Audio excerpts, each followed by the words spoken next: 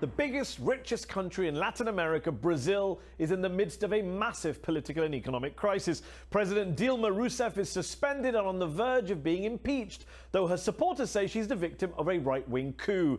Joining me now from Sao Paulo is former Brazilian President Fernando Cardoso, who supports Dilma's impeachment.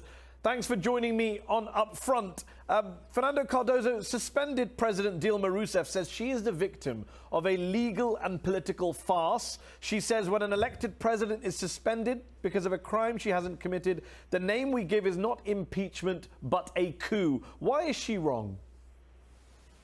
Well, first of all, because she incurred in some, mistakes, aggressing the Constitution, in fiscal questions, in using money without congressional authorization, etc. So this is not a crime in the sense of the penal code. It's a crime against the Constitution. It's a political crime. It's the lack of responsibility. You say political crime. That's why impeachment proceedings were opened against her. One of the main charges is that she allegedly manipulated Brazil's budget in violation of the law of the Constitution, so-called fiscal peddling. But you did that too when you were president, didn't you? Back in 2001, 2002, you're accused of peddling around $300 million a year in terms of today's currency exchange rates. Well, in my case, first of all, the new law was during my government, in 2001, so-called fiscal law. So we are adjusting ourselves to the new law. So we postponed some payments by $2 or $3 million of dollars. But now we are not referring to 2 millions. We're referring to 14, 16, 20 billion dollars. It's quite different. Fernando Cardoso, the rest of the world is looking at Brazilian politics and wondering, is it riddled with hypocrisy? Acting President Michel Temer is not only banned from running for president for 8 years for violating campaign finance rules, but Brazil's Supreme Court is also considering a motion of impeachment against him as well. The former Speaker of the House, who led the impeachment campaign against Dilma, has been accused by the Attorney General of taking millions of dollars in bribes. His successor, the current Speaker of the House, is accused of taking bribes. The current leader of the Senate is also accused of taking bribes. Do any of these people have any credibility when it comes to impeaching Dilma? Well, you mentioned three important political Brazilian leaders 4 people. Who belong, 4 people maybe, who belong to the Democratic Party in Brazil. Democratic Party was one of the supporters of Lula and Dilma. So the reason why they moved against her is different from what is my reason why I'm supporting now the impeachment. Because the Brazilian people, they massively protest against the government.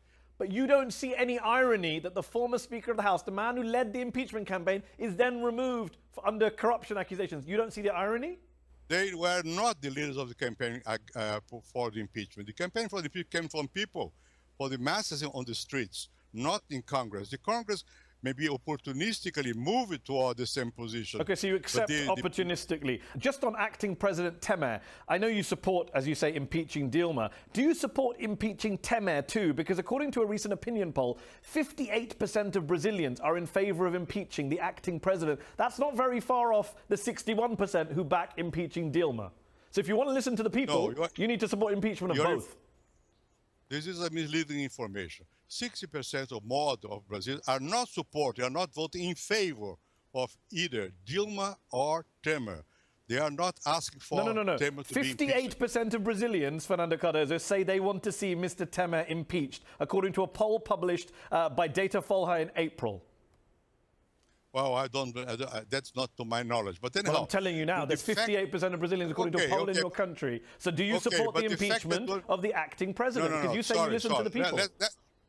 Listen to me. Let's explain to you first. You have to have more information. Well, you're the one who doesn't have any information of the polls, with respect. I'm telling you information. Okay, my party is moving a process against Dilma and Temer by accusing both of them to have manipulated elections by using money coming from not clear sources. So that's my position. It So do you depends on support the impeachment of the acting president? Yes or no? This is not impeachment. It's a different process. I accept that. I'm asking you a question though. Do you support Yes. the impeachment of Mr. Temer? Yes or no? What is the reason? What is the reason? The constitutional reason for that? Impeachment depends on the Constitution and on the lack of basis, political basis inside Congress.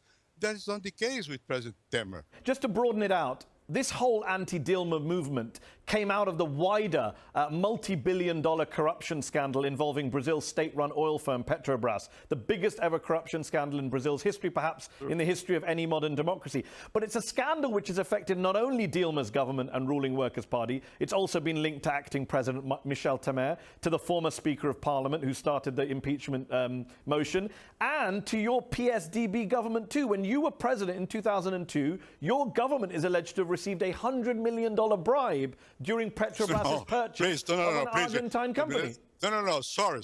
I protest. This is not true. You deny so what these this two is a political former accusation. So you deny what these two former Petrobras directors, Nestor Severo and Senator de Amaral, have revealed in their plea bargains. They say that there are documents showing.